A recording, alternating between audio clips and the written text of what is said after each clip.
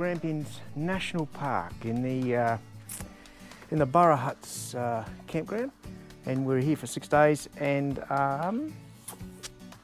not free camping, costs you, but we've got no water, no power, so you really need to be working on gas and make sure you get plenty of water.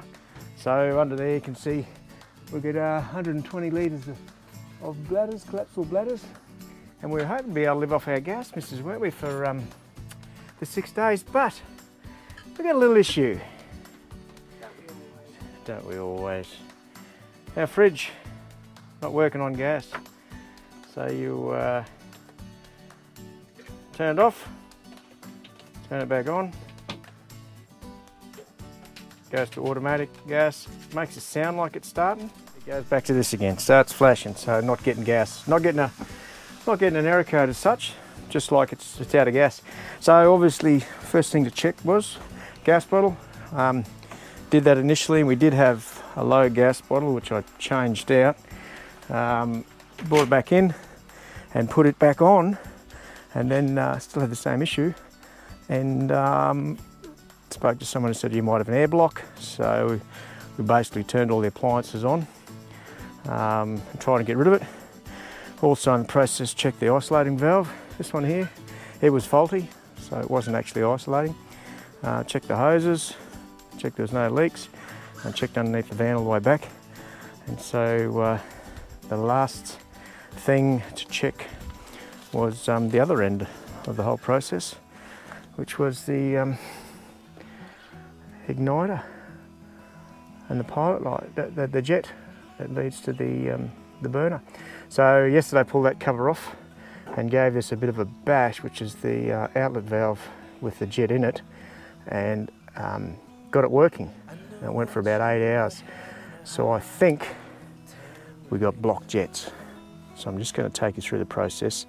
Now, this is gas, and I'm not a gas service person, but this is just what I'm doing to troubleshoot.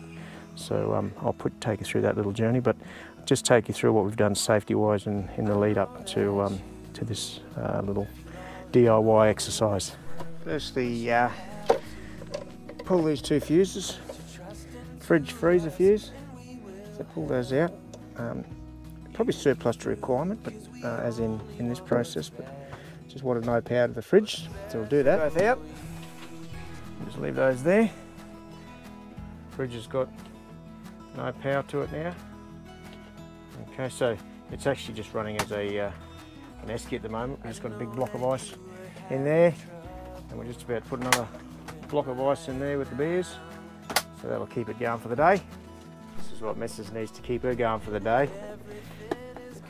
Coffee, Yorkshire, fun and games. So then we got rid of all the excess gas in the lines. So we'll flick on the hot water system. I've actually turned the gas bottles off. So hot water system there, flicked on. It'll click up for a little bit. We'll also fire up our oven. Sorry, our stove. Alright. That's just burned out. So there's nothing left in that line either. Has that hot water gone off, Mrs.? It stopped. Oh, I'll flick him off. Alright, so we've got no gas in the line. So, now we can start the fun and games. Get the tools ready, and I'll show you how to clean out the jet on a Thetford 3-way fridge. I'll show you the model number as well, just in case. But I've seen a few vids, and they're mainly older fridges. So this is 2018. So it's a fairly modern one. Apart from the electrical gas lines, I've isolated both. I've actually disconnected both the gas outlets from the bottles, so there's no gas coming out of the bottles and no gas in the line, and the whole line's being bled. So that's the lead up to the fun. Alright, let's get started. The first bit. So we've got a gas cover here, so we're going to take that off, and I'm going to take out the outlet valve with the jet in it. There's your funnel. I'll show you how that works.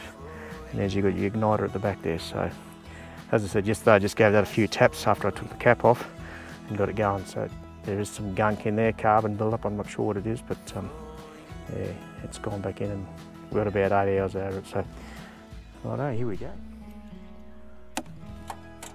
Right, first the cover. So this one happens to be just it's a 1/4 inch just for that bolt. So a little screw comes out. There's a little sleeve that runs over the igniter. This little black sleeve here. So you just push that through. You might have to clip around the other side as you get it out. So once that little sleeve's out there, you can just slide that igniter off and the cover comes out and you can see what we're working with. So there's your little outlet valve that contains the jet there. You can see they've got blue lines there, so you match those up on the dismantle and then reassemble. So as you disconnect it, just make a note where that blue line is, or that blue line is, so that you can reassemble in the same pot. There's your igniter. Might not need to take that out, we'll just see. And obviously under here, you've got your funnel at the back there, so that holds the flame.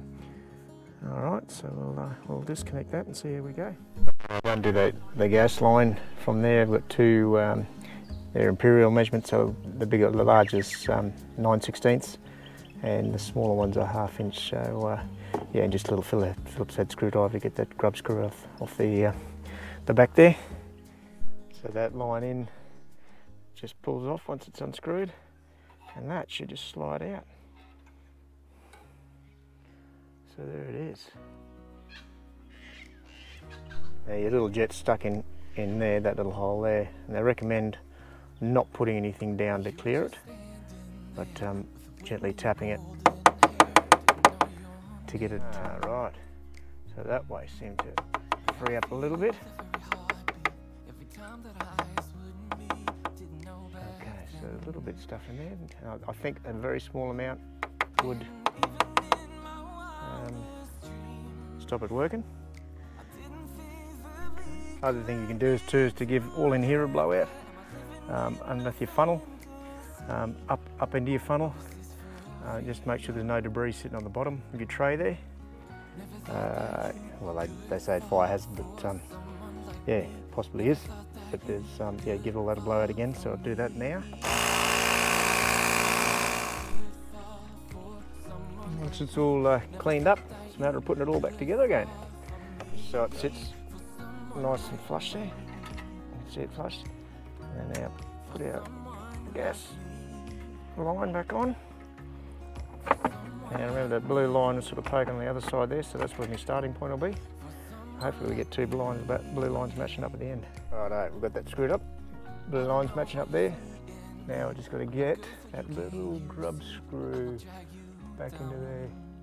So we'll get him in there now. Before we put the cover back on, I'll connect the hoses back up and fire it up.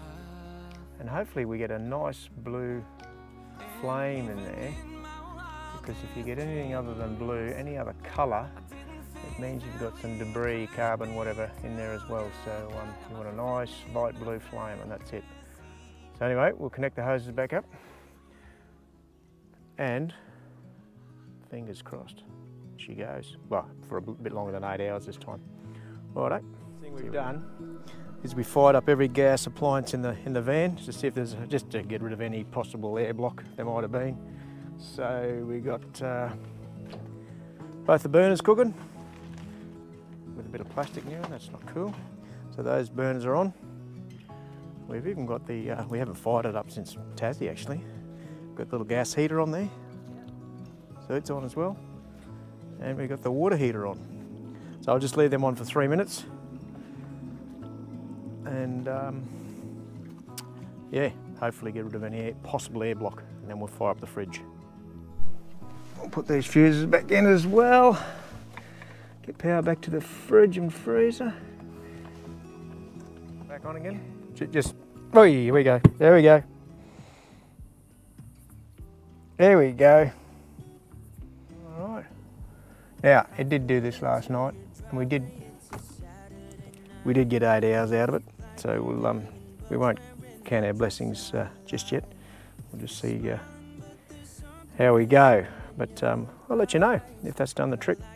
Just one other little thing too. One of the blokes went and saw it a place called Stall, where they have the famous race in Victoria here. The gift stall, I think it is. Yep. Said that these hoses, they said they're a problem because the wax they use in the gas for the aroma is acidic. It actually wears the rubber interiors down, so they can actually break down and go down through your system as well. So he suggested the old copper pigtail. Couldn't get them yesterday, so still stuck with these ones. So anyway, just food for thought. So just to continue on the conversation from yesterday, as you know, we had a crack at pulling out the jet in there and cleaning it and putting it back in, and we were mildly successful because the fridge did fire up, as you saw, but it lasted for 12 hours. We got 8 hours the night before when I gave it a bit of a tap, the outlet valve and the jet, but yeah, only 12 hours last night, so 5 to 12 she's shut down, which is a nice thing to do in the middle of the night.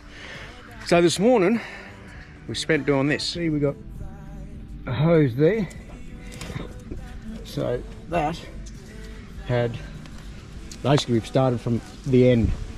So hoses have been off, taken off and blown through. Little compressor, taking the regulator off and blowing it through, and I've got the outlet valve and jet out again and given it a clean. And then what I've done is I've put down some compressed air through this pipe to try and blow it through, and it comes out this end, and it was nice and clear. That's stage one. Stage two is this pipe here, which is actually the gas inlet for the fridge, and to blow out here, and it wasn't blowing out, and the reason it doesn't blow out is because there's a little solenoid valve here, and that stops it, but you can blow back this way, back that way and back out. So the only option is on the whole line, seeing as I've cleaned this end and the other end where the gas is to check this little solenoid, because there's three little terminals. So to get that out, it's just a little circlip that sits on the top there, and once you take that out, this basically just pulls off. So lift it up and you'll see there's a little washer on the top. There it is there. So the washer comes off as well, and then this slides over the top, and that's your little solenoid there, and then it should just pull apart. Oh, that's hard to get out. And the reason is that there's a screw in there you've got to do. That's why it wouldn't come out. So I'll undo that screw and see if it comes apart. So the screw was quite loose actually. As soon as that screw is loose enough, it should. Let's see if it does. Yeah, pull apart. Ooh, that's not a good sign, because they're looking pretty clean. I was hoping for corrosion, but yeah, no, they're looking pretty clean. But that's a little contact there, so maybe we'll clean that up. It's got corrosion on it. It's also got a bit, so we'll just clean it up anyway and just see if we makes a difference. We'll just give this a little sand. We'll give this little mound to clean up as well in here. Probably not going to make too much difference for the connection, if any at all. Just clean it up anyway. The last thing I'll do is to give this a little wipe down and that point contact with this little alcohol rub. It's got that isopropyl in it. So we'll give everything that we've sanded a bit of a rub with that, and then put it back together. And once it's all rubbed down, sanded and cleaned, and it's just a matter of putting it all back together, which is what I'll do now. And I'll show you what it looks like when it's back together, and hopefully we get more than 12 hours out of it. 12 years might be alright. So here we go. Alright, it's all back together. The outlet valve containing the jet, the gas into the jet, the gas into the back of the fridge, and the solenoid all back on. So go up the other end now and put the gas bottles and regulator back in together. Right, regulator's back on, hooked up, gas line's back on, gas bottles. It's only one thing left to do now, is to fire it up and stand back. See if we can get a blue flame. You love, righto. Right, ready? Yep. Go. There we go. That frightened the poo-poo out of me. Is that lit? Yep.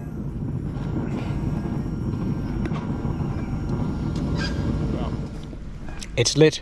It took a while to get the gas line through because I blew everything out. But yeah, we'll see how we go tomorrow, because we did this yesterday and stayed on for 12 hours. All right, fingers crossed we go through the night and we don't have the fridge coming off. Right. Well, just to finish off this little vid of the fridge fix, the dodgy solenoid, we've been able to manage to nurse it through for about probably 6 days. In the morning, pull it off, clean the terminals up and get it going again. But about 2 days ago, by pulling that off and getting it going, it didn't work, and it hasn't worked since. So replaced, got to get a part coming, got this part here and this in line here as well that sits underneath it, so I have to disconnect all that and put the new part in. So yeah, we'll get that out and the new part will be arriving shortly. So hopefully we'll have a fix. What you've got to do in the interim when you've got no gas, the three-way fridge. Hopefully you can see that. Yeah, two little screws underneath there, the solenoid there, that pipe and the pipe on the other side. And I'll get it out and we'll have a look. See what it's like. So got that out. There it is. Solenoid on top of the inlet valve. So I'll get a new one of those. Took a bit of going, but we got in there. Good to go. Sitting right in there. Righto, get the new one, whack him in. It's the new part. Got to go in, the old part. Yeah, so whack it in and fire it up. Hopefully we're good to go. So, the new solenoid's in now. So I'll just show you, we've, yeah, looks like it's going good. So, there's your new solenoid up the back there. And there is your blue flame, look at that. Good as gold. Well, that includes that little D.I.Y. Hopefully not another one. Oh, next thing is to service the hot water system. So I'll show you that as well.